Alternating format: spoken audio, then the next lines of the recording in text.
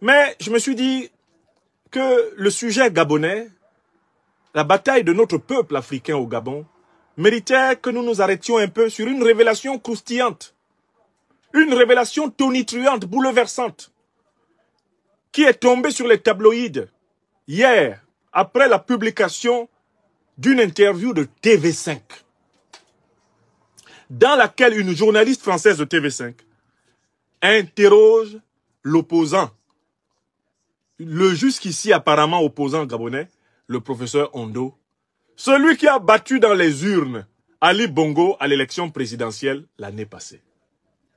À l'occasion de cette interview, la journaliste française lui pose une peau de banane d'une virulence, d'une violence tellurique, sur laquelle le pseudo-opposant, parce que c'est ce qu'il est, glisse et se cogne la nuque.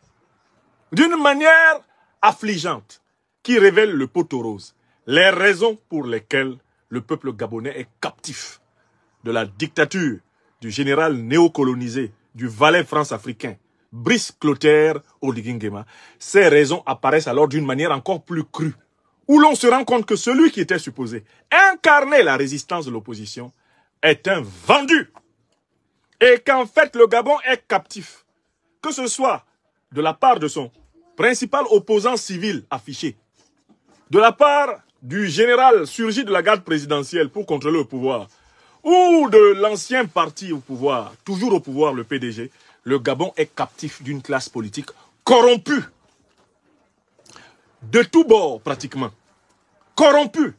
Et on devra se poser à l'issue de cette analyse la question de savoir qui peut sauver le Gabon.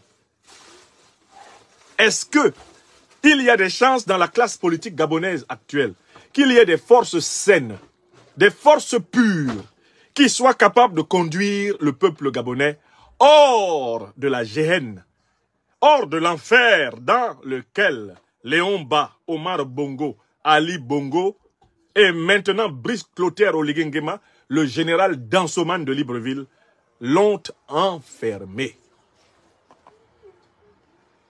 Oui, c'est une question sérieuse. Mais vous connaissez votre serviteur. Je procède toujours de manière méthodique pour qu'il ne soit pas dit que j'ai dit quelque chose qui ne soit pas prouvé. Je commencerai par vous faire écouter l'interview dans laquelle le professeur Ondo, gagnant de l'élection présidentielle de 2023, brille par l'application du principe qui ne dit mot consent et fait prospérer la thèse selon laquelle on lui a payé 10 milliards de francs CFA pour qu'il renonce à revendiquer sa victoire à l'élection présidentielle et joue à l'opposant de paille, légitimement par sa pseudo-opposition, le régime corrompu, néocolonisé, le régime france-africain du général, chouchou de Paris, Brice Clotaire Oligui Nguema. De telle façon que le peuple gabonais maintenant doit être libéré du point de vue de la compréhension. Et le peuple africain doit tirer des leçons de ce comportement d'opposaillon qui n'est pas l'apanage du seul opposant gabonais Ondo, mais qui est l'un des problèmes que nous avons dans tout le continent, à savoir des faux opposants politiques qui, à la première alerte, vont dealer avec le pouvoir et continuent à perdre la sueur, les larmes et le sang des gens en sachant pourtant qu'ils sont avec celui-même qu'ils critiquent. Ce phénomène a été vu au Cameroun. Ce phénomène a été vu au Tchad. Ce phénomène a été vu en Côte d'Ivoire. Ce phénomène est vu actuellement au Sénégal, où on se demande encore si Macky Sall n'est pas plus que jamais au pouvoir, avec Diomaye et Sonko. Ce phénomène est un phénomène africain chronique. Ce n'est pas l'apanage du seul Gabon. Ce phénomène, on le voit au Congo-Brazzaville, au Congo-Kinshasa. C'est une maladie africaine grave. Des gens qui font espérer le peuple et qui, nuitamment, s'en vont vendre la conscience de leur peuple, vendre la lutte pour laquelle ils ont mené des gens à la mort, à la blessure, à la prison, à l'exil, pour quelques liasses de billets de cette monnaie pourrie, de cette monnaie, mais profondément criminelle, la monnaie néocoloniale franc CFA, qui n'est même pas la propriété des Africains. J'ai été personnellement choqué. J'ai eu mal pour le peuple gabonais. Voilà pourquoi j'ai ouvert cette émission par le chant de Jean Bikoko Aladin Ndutu Bakeke. En langue bassa, c'est-à-dire la souffrance de ceux qui sont partis. De ceux qui sont morts pour rien. La souffrance de ceux qui sont morts cadeau. De ceux qui sont allés en prison, allés en exil, allés dans la tombe en croyant que c'était une bonne cause. Ndutu Ibakeke. J'ai pensé à la souffrance de ceux qui sont morts parce qu'ils croyaient que le professeur Ondo les amenait vraiment vers la libération. À la souffrance de ceux qui croient que Brice Clotaire Oligui-Nguema représente un espoir pour eux parce qu'ils dansent bien. À la souffrance de ceux qui ont même cru qu'Ali Bongo pouvait avoir pitié des Gabonais, puisque son père, Omar, les avait déjà écrasés pendant près de 40 ans. Et que lui, étant jeune, pouvait comprendre les Gabonais. Ceux qui se sont sacrifiés pour Ali Bongo pour rien. Ndutu Ibakeke. La souffrance des victimes de la dictature grossière, obscurantiste d'Omar Bongo. La souffrance des victimes de la lâcheté de Léomba, vendant littéralement le Gabon au colonialisme français. La souffrance des victimes du colonialisme français. Ndutu Ibakeke. Si vous compreniez la langue bassa et que je vous traduisais mot à mot les termes utilisés par Jean Bikoko Aladin dans cette chanson dédiée aux victimes de la répression coloniale, de la répression dictatoriale dans mon pays natal, au Cameroun, vous vous reconnaîtriez, quelques pays africains que vous habitiez ou de quelques pays africains que vous veniez, vous vous reconnaîtriez parfaitement dans le texte de l'artiste. Alors, nous allons procéder méthodiquement. Nous allons commencer par donner la parole au professeur Ondo, interrogé par TV5. Et vous allez voir ce qu'il fait de la question qui lui est posée, avec certitude par la journaliste française. Une question terrible. Et vous allez voir la réponse que le professeur Ondo donne à cette question. Vous allez voir la réponse qu'il donne à cette question. Parce que sa réponse nous intéresse même plus que la question. La réponse du professeur Ondo nous intéresse plus que la question. Que répond-il à une accusation frontale, à une accusation gravissime, formulée d'une manière claire par la journaliste? Que répond le professeur Ondo à cette accusation? Bon, donnons-lui la parole, puisqu'il est le mieux placé pour se défendre. Qui lui était le principal adversaire d'Ali Bongo Ondimba lors du scrutin du 26 août 2023, avant le coup d'État du 30 août 2023. Albert Ondossa, bonsoir. Vous aviez revendiqué la victoire au lendemain de la dernière élection présidentielle, dont les résultats ont été annulés par les militaires. Un an après, vous avez baissé la garde ou vous continuez à revendiquer votre victoire, comme l'a fait Jean Ping durant le deuxième septennat d'Ali Bongo? Ah non, moi je n'ai jamais revendiqué la victoire publiquement. Ce que je fais, c'est que moi je ne compte pas. Je ne fais que traduire ce que pense le peuple gabonais. Et le peuple gabonais m'a massivement élu le 26 août. Je suis un homme du 26 août et non un homme du 30 août. Donc, c'est pas à moi de revendiquer, c'est le peuple gabonais qui a été floué. Moi, je ne fais que traduire les aspirations du peuple gabonais. Alors, selon le journal Jeune Afrique, 10 milliards de francs CFA vous ont été proposés pour faire marche arrière et ne pas revendiquer justement votre victoire. Est-ce que ça veut dire que vous avez accepté cette somme? Silence. Ben non, mais je n'ai même pas parlé de ce sujet-là. Ce n'est pas un sujet. Ce qui est important aujourd'hui pour le peuple gabonais, c'est faire le bilan du CTRI. Et le bilan qui est négatif. Quand les militaires sont venus... Voilà. Est-ce que vous avez arrêté de revendiquer votre victoire parce qu'on vous a donné 10 milliards? Ben non, je ne veux pas parler. Ben non, je ne veux pas parler de ce sujet-là. Vous avez entendu? Vous n'avez pas entendu. On lui redonne la parole. Recommencez, Ondo.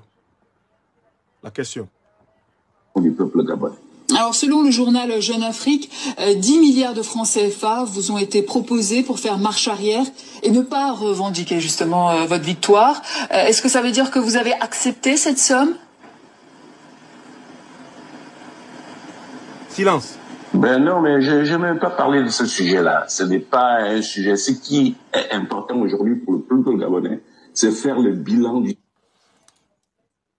Est-ce que vous avez reçu 10 milliards en échange de la renonciation à la revendication de votre victoire à l'élection présidentielle du Gabon du mois d'août 2023?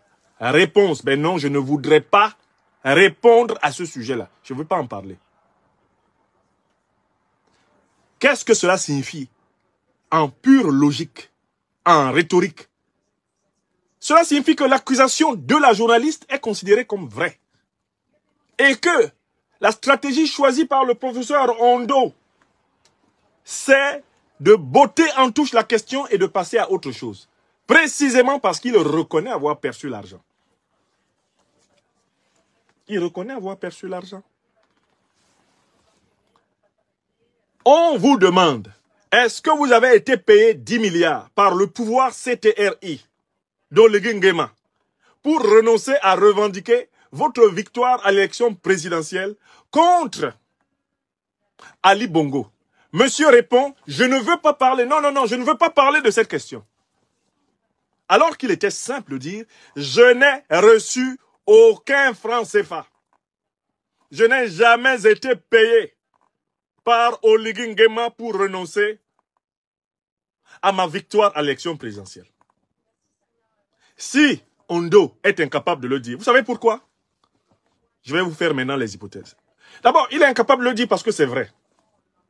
À ce niveau de responsabilité politique, l'ambiguïté dans les réponses est un aveu. Ça, c'est le premier point.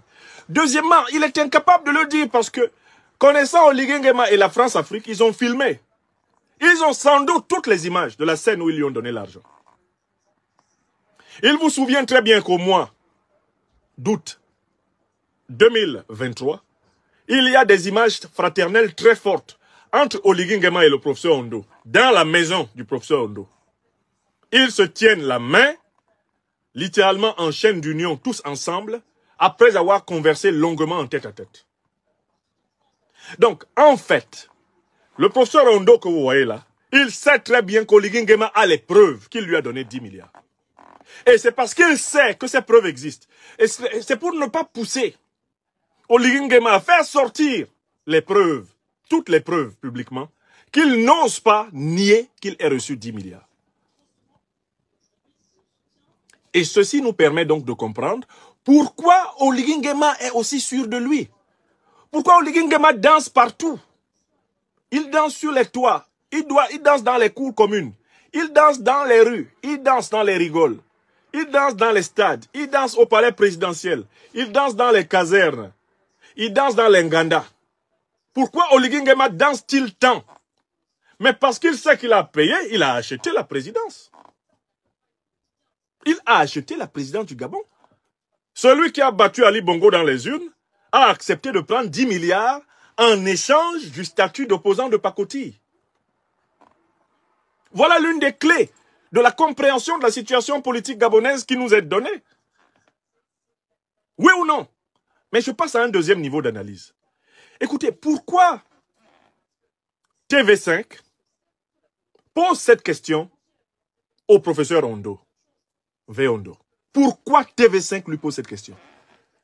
Ça, c'est un coup de la France-Afrique. C'est un coup typique de la France-Afrique, qui consiste, quand l'un de ses valets essaye de prendre des distances, essaye d'oublier ses engagements, à les lui rappeler par journaliste interposé.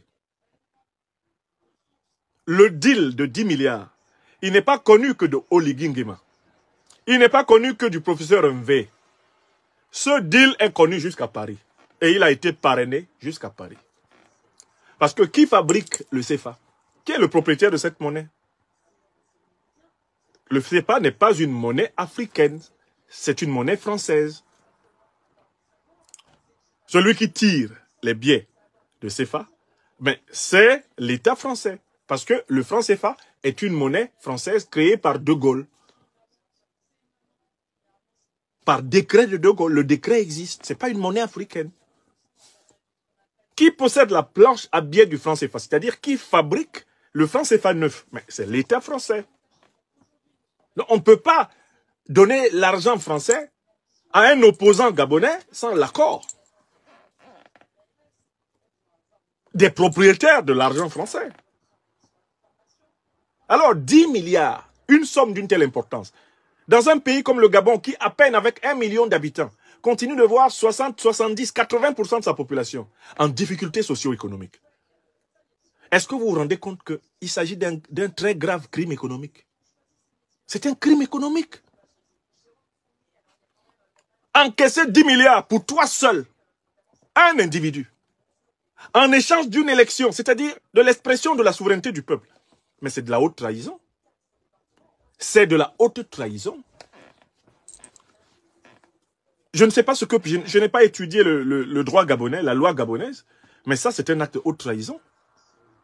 C'est un crime. C'est un crime économique grave. Ça ne peut pas être un délit de prendre de l'argent pour renoncer à défendre l'expression du peuple souverain. C'est un crime. C'est un crime. Est-ce que vous vous rendez compte? Je me demandais pourquoi Oligui était si sûr de lui.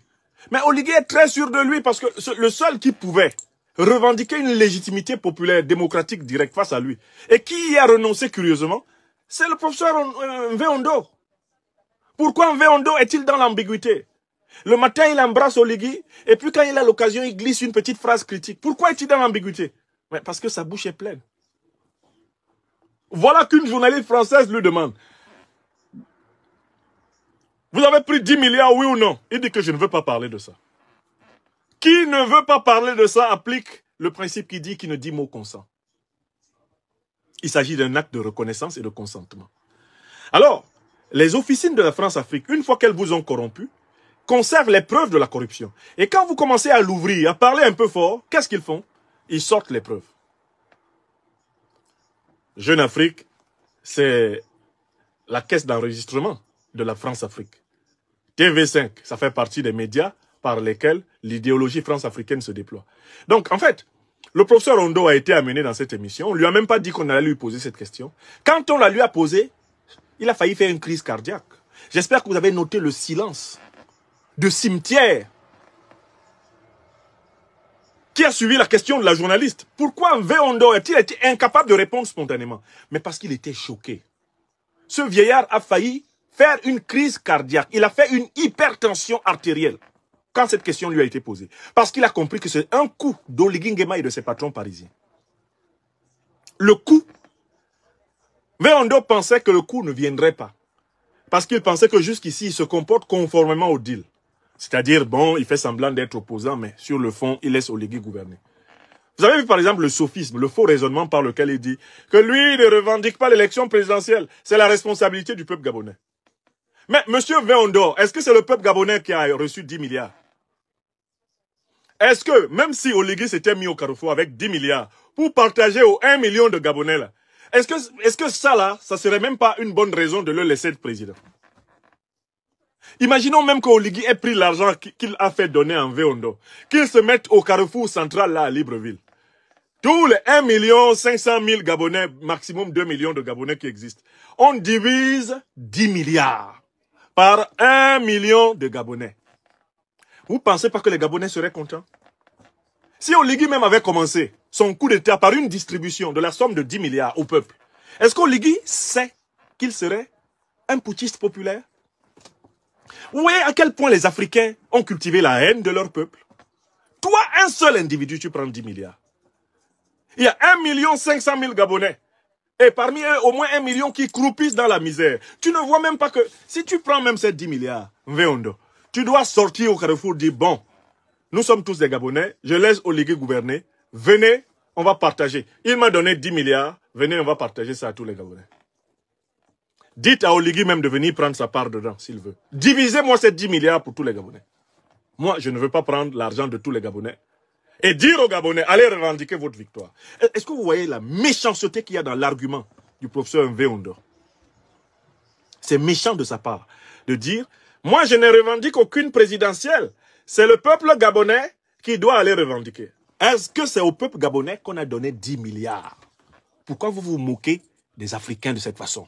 Pardon, c'est pas Mvé Ondo, c'est Ondo Ossa. Excusez-moi. Je confonds souvent ces noms-là. Il s'appelle le professeur Ondo Ossa. Ce n'est pas un V Ondo. Ce n'est pas la même personne. Je parle de Ondo Ossa. Excusez-moi, vous avez raison. Alors, Ondo Ossa aurait pu appeler tous les Gabonais et partager les 10 milliards. Il n'a pas partagé. Après, il dit, allez les voir. C'est eux qui doivent revendiquer la victoire. Ils ont gagné quoi dedans? Toi, tu as gagné 10 milliards, Ondo Ossa. Les Gabonais n'ont rien eu. Après, tu dis que c'est eux qui doivent revendiquer. Ils doivent revendiquer quoi? Alors que tu as déjà été payé.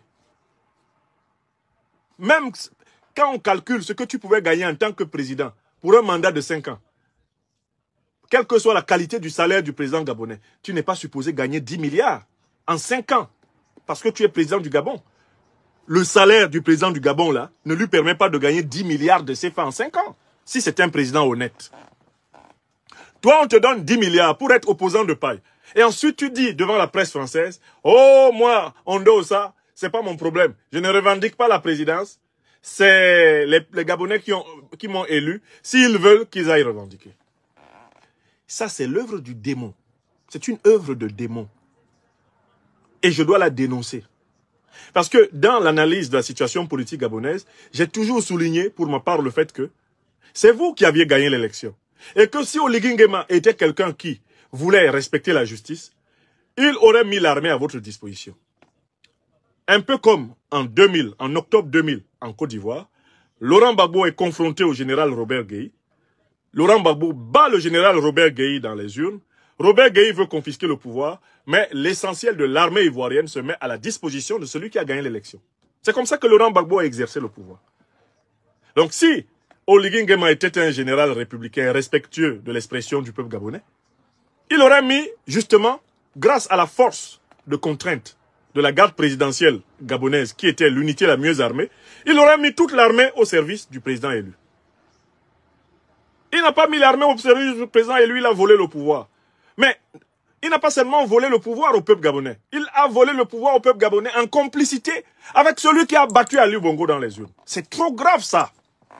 C'est scandaleux, c'est abominable. À la limite, maintenant, désormais, Oligui est même beaucoup plus gentil. Oligui est beaucoup plus gentil que Ondo Ossa par rapport aux Gabonais. Parce que Oligui, lui, a joué un jeu clair. Il a fait un coup d'État avec le soutien d'une partie de la famille Bongo. Et puis, Oligui n'a pas été finalement méchant. Il a volé l'argent du Gabon. Il a partagé avec Ondo Ossa. Et il sait que Ondo Ossa lui doit ça. Parce qu'en fait, qu'est-ce qui a empêché Oligui de faire un coup d'État proprement sanglant? Il aurait pu, dans une dérive, flinguer Ali Bongo et flinguer Ondo Ossa. On a connu des coups d'État dans lesquels on flingue celui qui avait le pouvoir et on s'installe. Et on organise même des obsèques nationales en disant qu'il s'est suicidé pendant le combat. Donc finalement, vous voyez, vous comprenez pourquoi Oligui Nguema danse? Mais parce qu'il a tué l'opposition. Je comprends maintenant pourquoi il danse. J'ai l'une des clés, les raisons pour lesquelles il danse beaucoup. Mais en fait, il a mis toute l'opposition dans la sauce. Il est convaincu de tenir le Gabon. Puisque celui-même qui faisait objection à Ali Bongo a été corrompu. Est-ce que vous comprenez? C'est ça, la gravité de la situation dans laquelle se trouve le Gabon. C'est que le Gabon est désormais à la recherche d'une élite politique saine. D'une élite politique capable de le servir. Le peuple gabonais est sevré d'une véritable élite politique qui soit en mesure de le servir. Il est obligé maintenant de regarder à nouveau dans la jeune classe politique montante. Le peuple gabonais est obligé de se frotter les yeux pour regarder maintenant ces hommes politiques. Parce que Ondo Ossa s'est fait acheter. En qui les Gabonais vont-ils encore croire? Ceci explique même le fait que les Gabonais soient maintenant en train de s'abrutir avec Oligui. Oligui danse, les Gabonais dansent. Oligui prend les billets de banque, il colle sur les fronts des gens, couverts de sueur, et ils prennent. Les Gabonais en sont en ça. Ils disent que les Gabonais en sont dans la philosophie du « à chaque jour suffit sa peine ». Parce qu'ils ne croient plus, ils ne vont plus croire en leur classe politique. Ce qu'Ondo Ossa a fait, c'est il a cassé l'espoir. Les Gabonais pouvaient croire que, quand même, Ondo Ossa, comme professeur d'université, a un salaire suffisant. C'est un homme qui n'est pas dans le besoin. Il a un langage plutôt bien châtié. Il a bu la théorie démocratique essaie d'utiliser les concepts démocratiques, bonne gouvernance, démocratie, etc. Et le Gabonais se disait, c'est quand même un homme qui a du style. C'est un homme qui a de la culture. Est-ce que vous savez qu'Oligui Nguema vient de porter un coup de poignard encore, à l'image de l'intellectuel, au Gabon et en Afrique? À cause de gens comme Oligui Nguema, les Africains vont se mettre à détester ceux qui sont allés à l'école. Ce qui est l'une des pires choses qui puissent arriver à un peuple, c'est le mépris de la connaissance. Parce que ceux-là même qui détiennent la connaissance l'ont trahi. La pire des trahisons, c'est la trahison des clercs. La trahison des intellectuels. La trahison des sachants. Quand les sachants trahissent, ils détruisent la confiance profonde du peuple dans les valeurs pérennes de civilisation. Est-ce qu'Oligui se rend compte de l'opprobre qu'il jette sur les professeurs de l'université, sur les professeurs en général? Est-ce que Ondo Ossa, qui se fait acheter à 10 milliards, est-ce qu'il se rend compte que il va rendre difficile la capacité du Gabonais et de la Gabonaise lambda de faire confiance aux futurs candidats professeurs qui vont se tenir devant eux en disant « Moi, je peux. Je ferai mieux qu'Ondo Ossa. » La jurisprudence 10 milliards. Est-ce que vous savez que cette jurisprudence va casser pour très longtemps la confiance entre le peuple gabonais et son élite cultivée? Vous voyez le temps qui va être perdu? Vous voyez le doute qui s'installe dans la société? L'aquabonisme? La déception? Le fatalisme? Est-ce que vous voyez à quel point la corruption des opposants est un désespoir profond pour nos peuples? À son âge, je pense pratiquement 70 ans passés, pourquoi le professeur Ondo Ossa aurait-il besoin? Qu'est-ce qu'il va faire avec 10 milliards? Qu'est-ce qu'il va faire avec 10 milliards? Alors même qu'il se dédiait à servir le peuple gabonais, il va faire quoi avec 10 milliards? Il sera obligé de laisser cet argent pourri à ses enfants. L'argent volé, l'argent pourri, c'est une malédiction. C'est la sueur, les larmes et le sang des innocents. Tout argent que tu obtiens sans mérite et que tu transmets à tes descendants, c'est une malédiction. Parce que c'est la souffrance des autres que tu convertis en joie pour toi. Oui, si tu voles pour nourrir tes enfants, sache que tu les empoisonnes. Parce que l'argent qui n'a pas été obtenu de manière licite, qui n'a pas été obtenu d'une manière légitime, cet argent-là, en fait, c'est le travail des autres que tu voles. Et comme tu voles le travail des autres, tu vis de la souffrance des autres. Et tu contractes ainsi une dette karmique qui fait qu'il va falloir que tu payes ou que ceux qui profitent de ton bonheur immérité payent.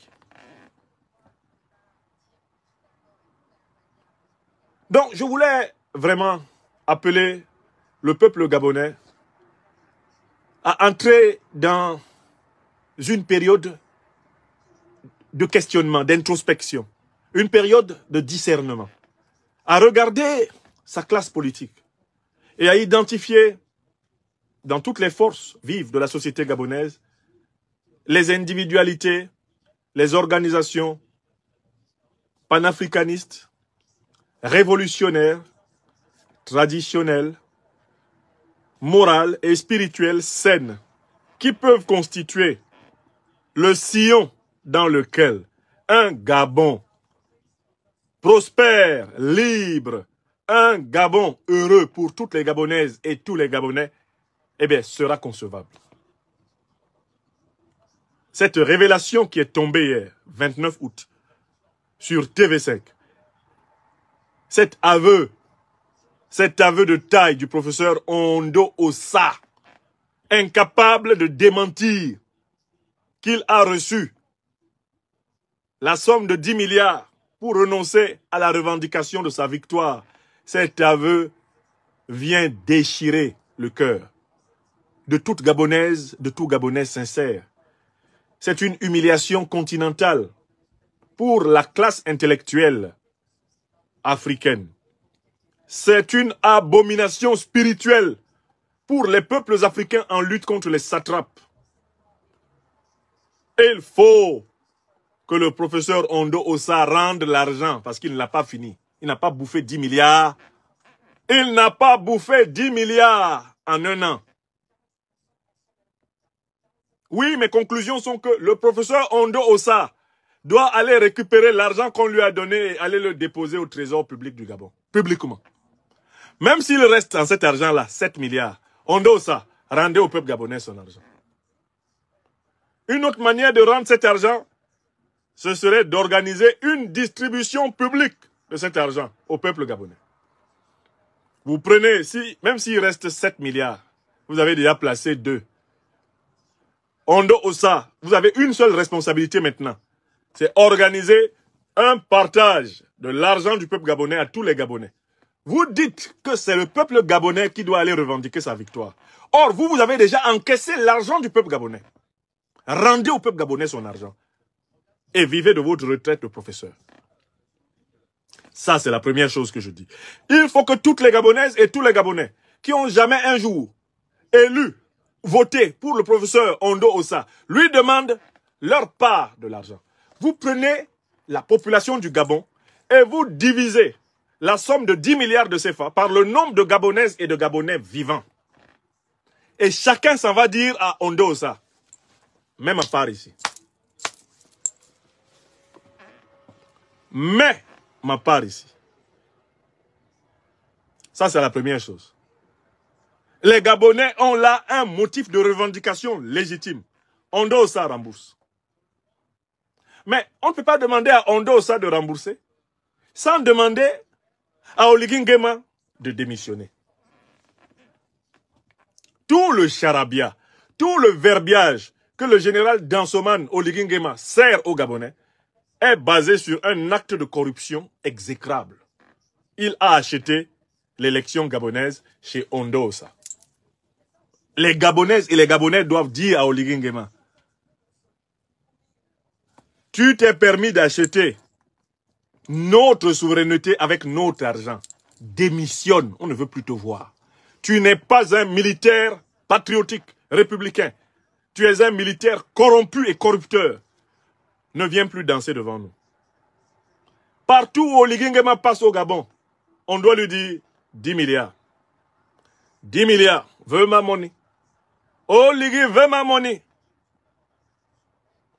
Veux ma monnaie, ouam. Oligui 10 milliards, Oligui 10 milliards, Oligui 10 milliards. Le peuple gabonais vaut plus que ça. Oligui, Oligui, Oligui. Veux ma monnaie, ouam. Ambassade, on doit lui dire à Oligui Nguema, ti me monnaie, ouam. Ti me monnaie, ouam. Partout où il passe. Il donne des petits billets là, il donne des 5 000, des 10 000. Alors qu'il allait donner 10 milliards à un seul type, un type. Toi-même, quand tu prends 10 milliards, ouais, dis donc. Et que tu regardes l'état de santé des gens à Québec. Oh, ko, Aloktara. L'Africain peut être mauvais. Il est assis là, parmi ses œuvres d'art. Il a pris 10 milliards. On lui demande, il observe un coup de silence. À quoi pensait-il pendant ce moment silencieux? Il disait, ils m'ont eu. Ils m'ont eu. Mais comment ils vont pas t'avoir? Tu prends 10 milliards et puis tu as la grande gueule. Hein? Tu prends 10 milliards et tu parles démocratie, bonne gouvernance. Non, non, non, non, non. Quoi? Tu connais les gens là?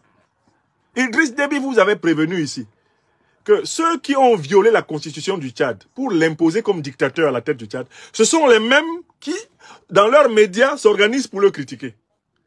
Est-ce que vous connaissez la France-Afrique même? C'est une organisation démoniaque. Hein?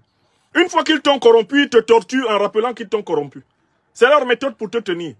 Dès que tu te mets à couiner, les mêmes qui t'ont corrompu se mettent à sortir des petits morceaux. Le voici ici. On lui a donné tant. Le voilà là-bas. On lui a donné tant. Le voici encore ici. On lui avait donné tant. Les mêmes, hein? Les mêmes.